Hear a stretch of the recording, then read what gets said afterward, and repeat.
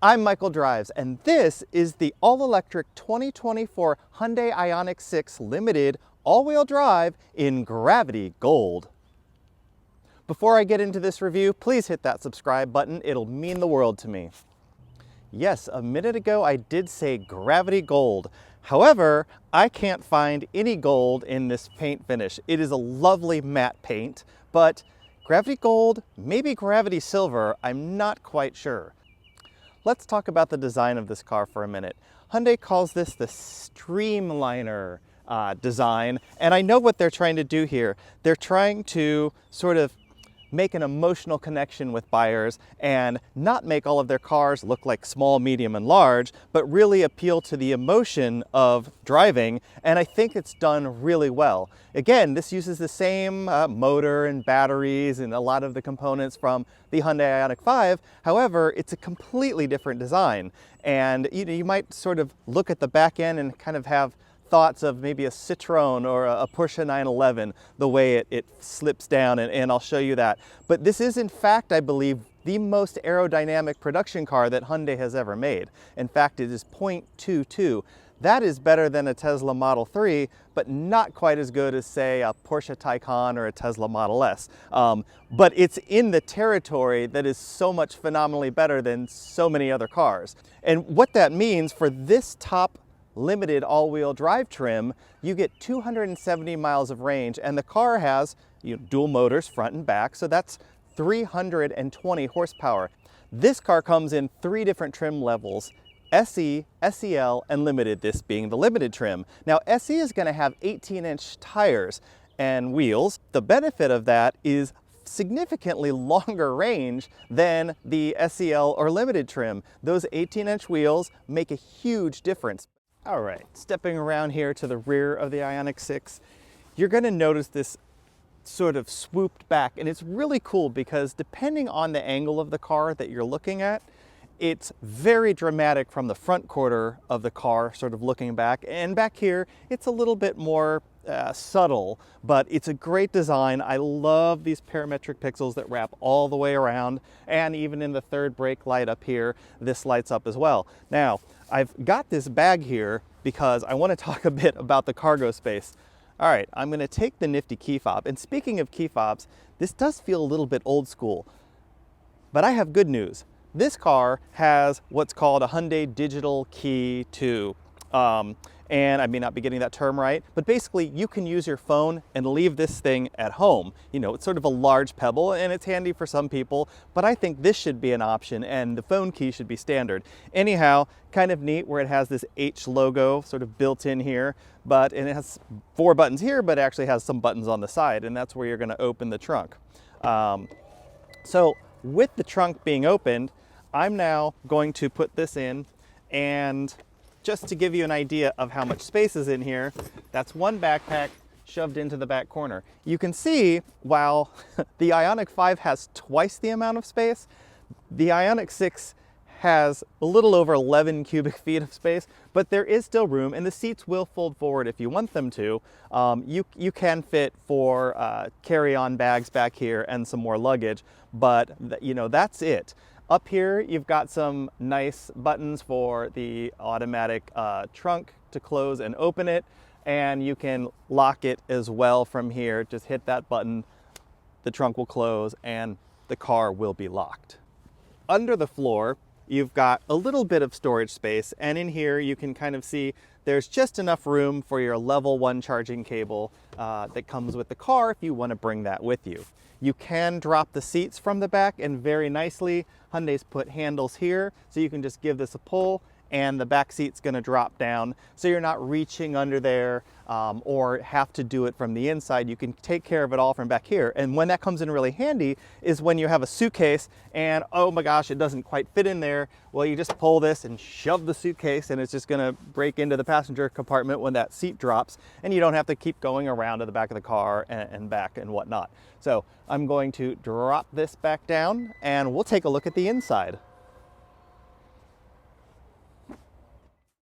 Welcome to the interior of the Ioniq 6. One of the things I want to note is the sustainability factor that Hyundai has put into, as far as thought, into the interior of this car.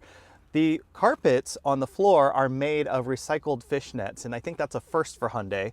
The seats, these are leather seats, but they're done they're called eco leather. They're done in a sustainable fashion, so that they take the cow skins, and in the treatment process, they're using really sustainable materials, more so than a traditional leather would be.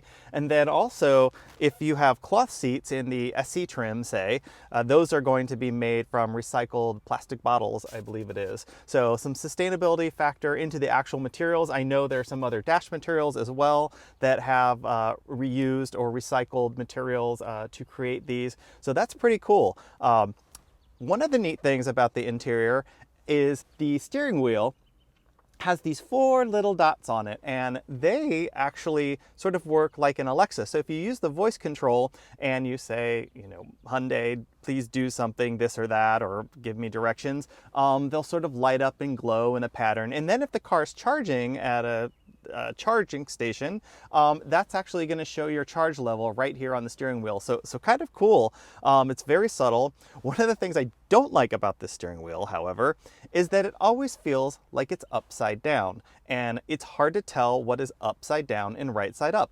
You'll notice down here, huge storage area that could fit a purse, a duffel bag could go down here, and many other things. One of the things you're going to notice about the interior, I'll just move into the center console here, is all the window buttons are here. So for front and back and door locks, that is not here. The doors are void of any switches except for the door handle, which makes it really sleek and sort of gives a lot of extra room. I mean, they didn't have to bump this out to put the switches in here.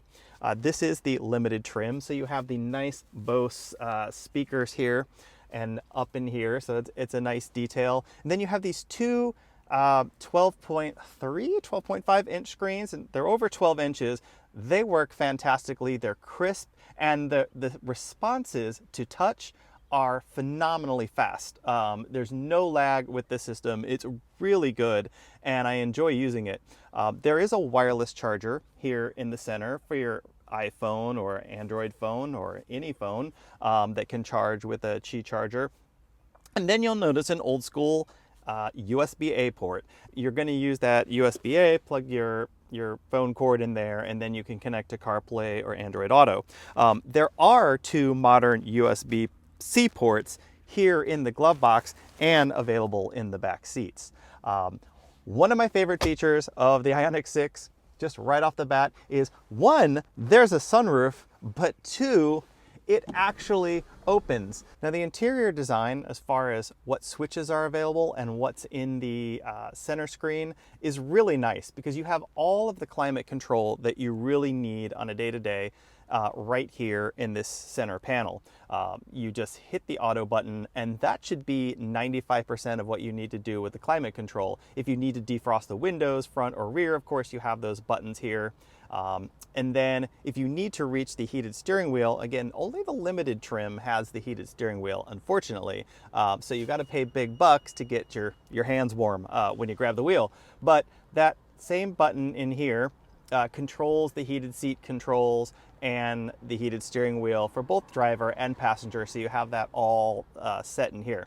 You've got quick access to your map, your navigation, or your audio, and you can tune the radio or go forward, back track with this nice knurled sort of paddle here.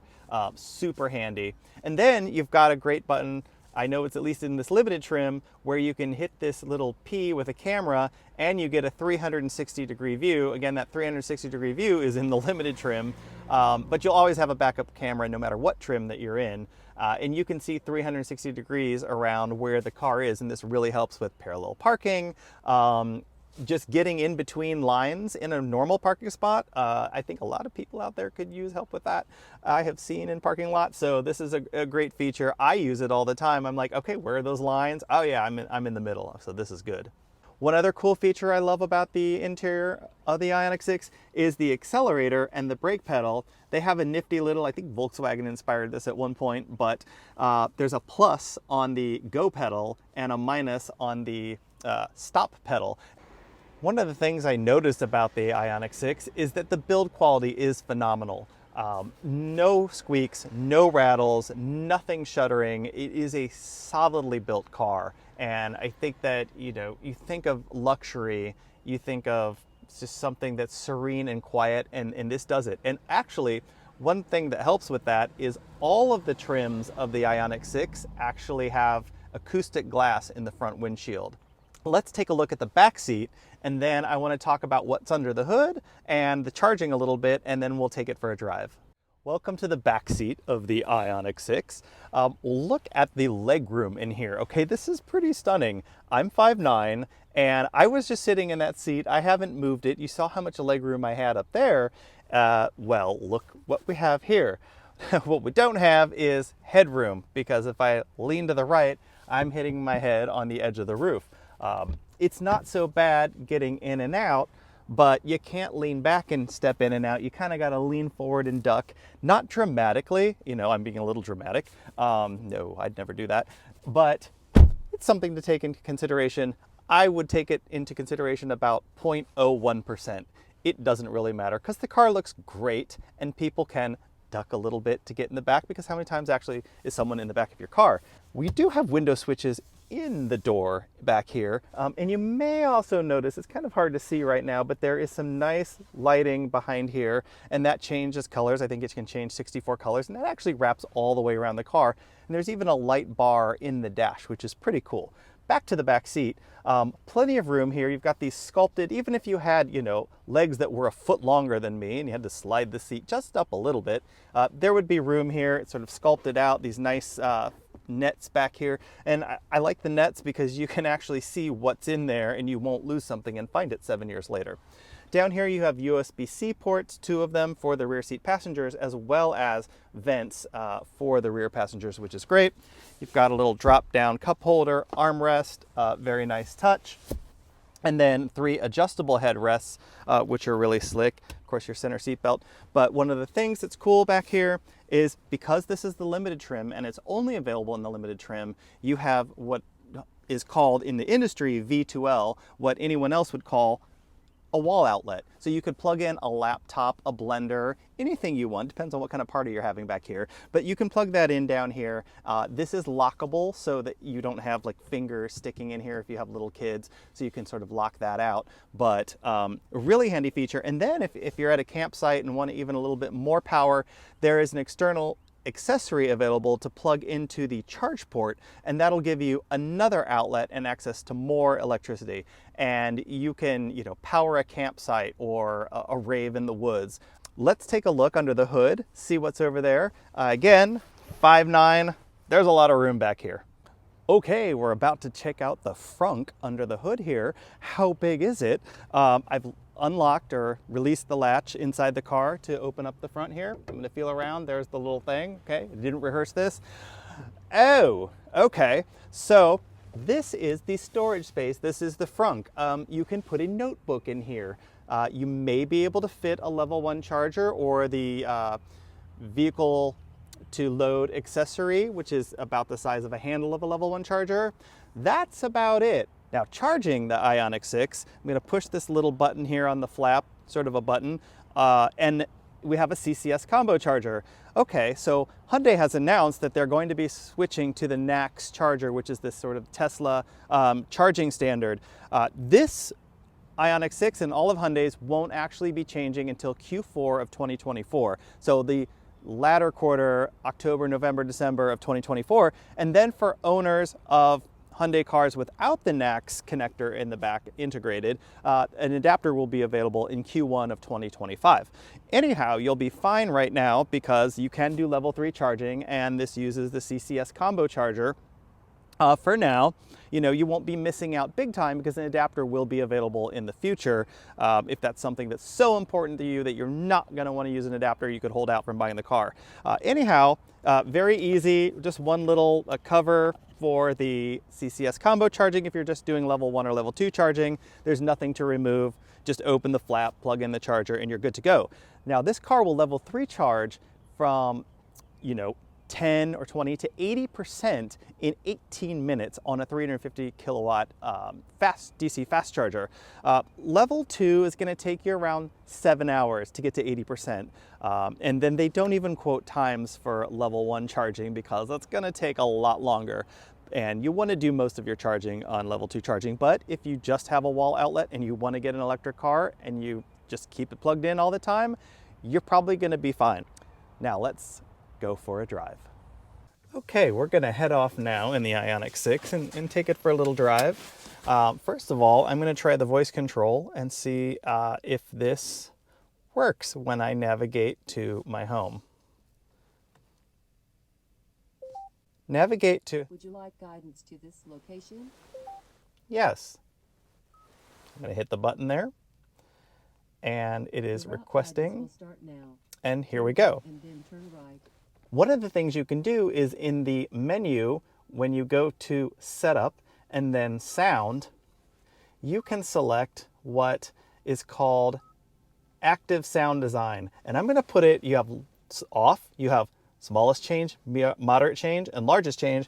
I'm going to go to largest change. This might be fun to be like, ooh, you're in an electric car. Like, this sounds really amazing. I want to show my friends and kids. And then I think it's going to grate on you after a while. And you're one to turn it off so that you can enjoy the peace and quiet that an electric car is supposed to provide for you. So let's head off and we're going to just whir away and listen.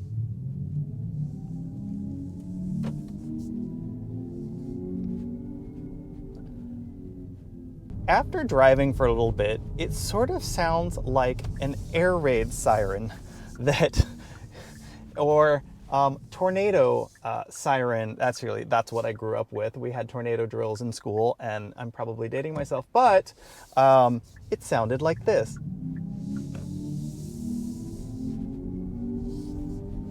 And when that came on, it was noon wherever you were, or 5 afternoon, or whatever the monthly test was. So, okay, I get how it goes with an electric car, but I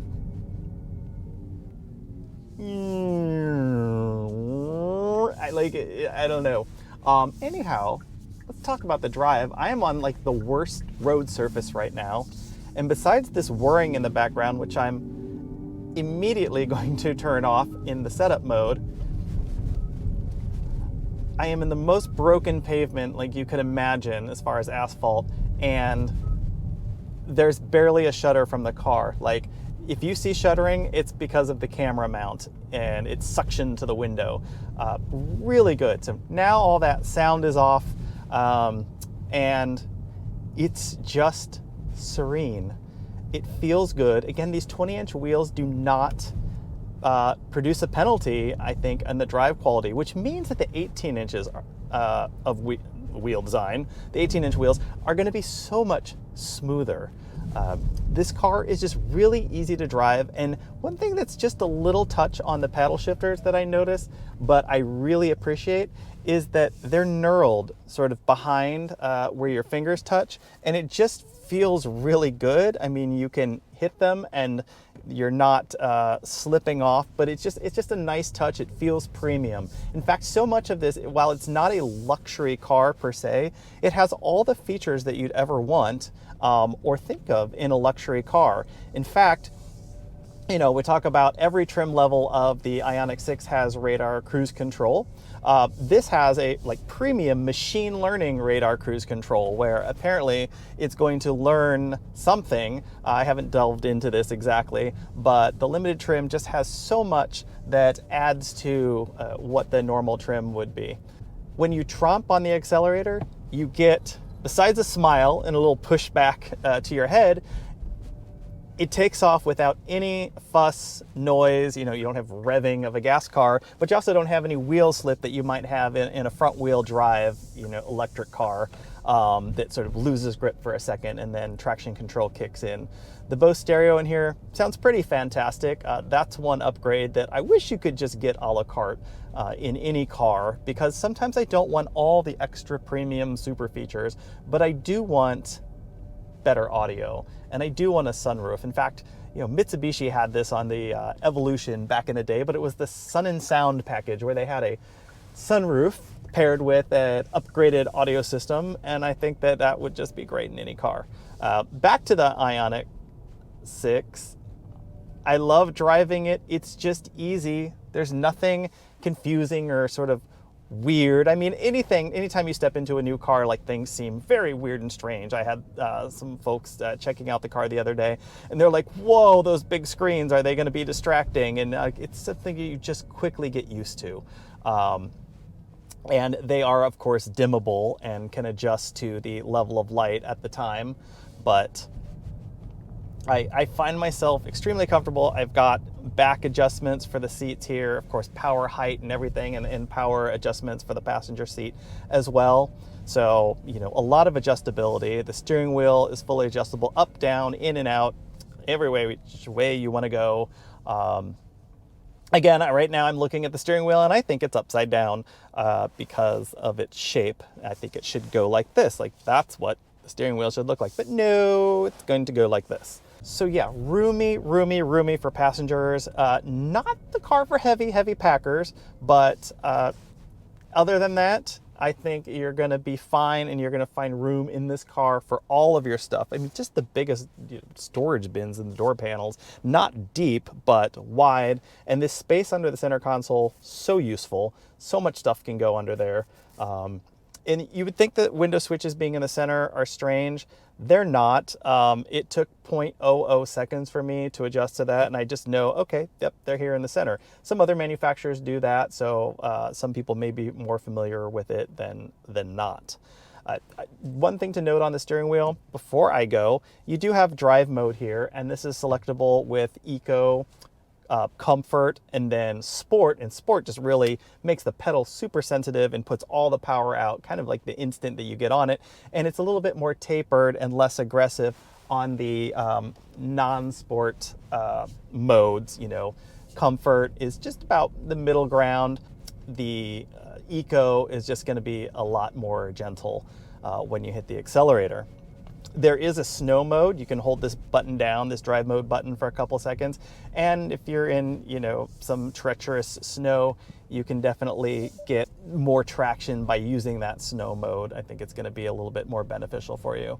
But anyhow, all-wheel drive, all-season tires, you're going to do pretty well in most scenarios. If you're in heavy snow, you want to get snow tires. I do have something to say about these seats. They just sort of cradle my back. It's not like you have a flat back and then two side bolsters just sitting on each side that you're swimming in between.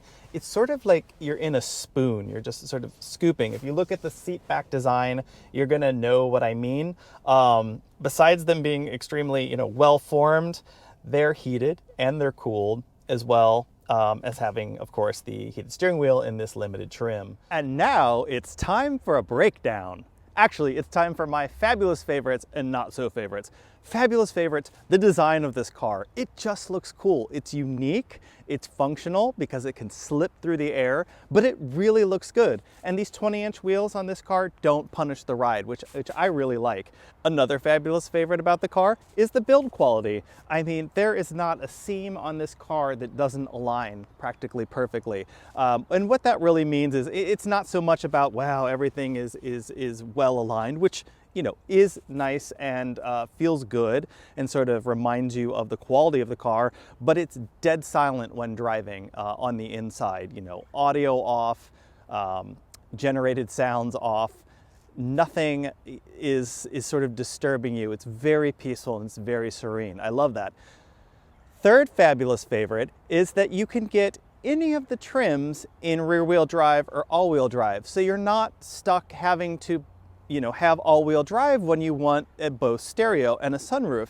You can have that with rear-wheel drive. Some electric brands don't package cars that way, and I think Hyundai is being very generous in doing that for everyone, because I love it, and I would probably choose rear-wheel drive just for the efficiency, and I like the way a rear-wheel drive car feels. So my not-so favorites, I think the size of the trunk here is a little bit disappointing when an Ioniq 5 has double the space. Of course, that's a hatchback design, which is always going to have a bit more cargo space, but it's not prohibitive in using the car. It just, on paper, 11 something cubic feet does not sound great. Another not so favorite is the design of the steering wheel. Again, for me, and this just may be a Michael thing, I can't tell whether it's up or down, unless, you know, of course, if I'm driving down the road, I pretty much know it's up if I'm going in a straight line. Another sort of not so favorite about the car, yes, someone's honking about this because they believe it too, the frunk. Can we please have a big frunk? Being that the car was designed ground up as an electric car, I would think that there would be a little bit more space underneath the frunk for extra things, especially when the rear is so small. But that's not the case, and that would be a nice improvement on a future Hyundai. Hyundai, are you listening? And that wraps up this Ioniq 6 review. Thank you for staying with me to the end. I know that's hard for some people, but I'm glad you made it this far. Please like and subscribe. Subscribing is the most important thing. That means one day I may get a few pennies from YouTube and be able to put a little food on the table or a little extra charge in the car. Thanks for sticking with us. Check out my other videos. Have a great day and eat your vegetables.